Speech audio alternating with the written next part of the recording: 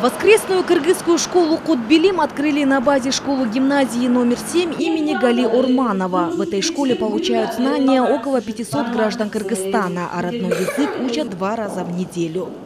Также они поют кыргызские народные песни, танцуют и играют на национальных музыкальных инструментах. Я очень люблю танцевать, уроки не пропускаю, не опаздываю, всегда прихожу первая.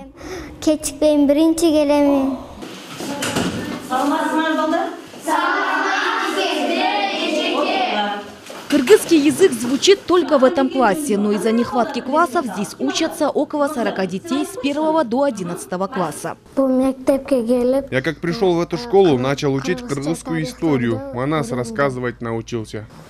Манас болуптур, манас атхахонуптур, манас семете, башнагонду темете. В Казахстане пока нет ни одной кыргызской школы, а открыть воскресную было трудно. На приобретение учебных пособий и на зарплату учителей наше государство не выделило ни сома.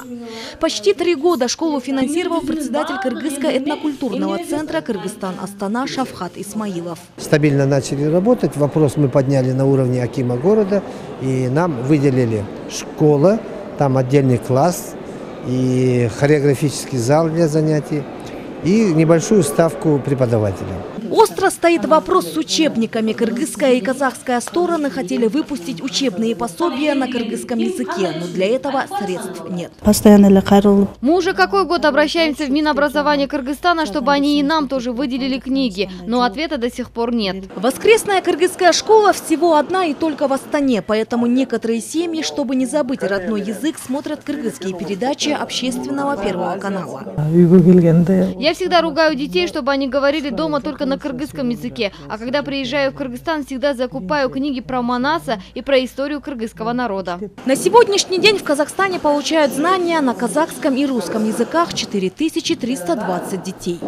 Сайкал Султанкулова, Мерим Бакиркызы, Алмаз Нурманбетов, общественный Первый канал, Астана.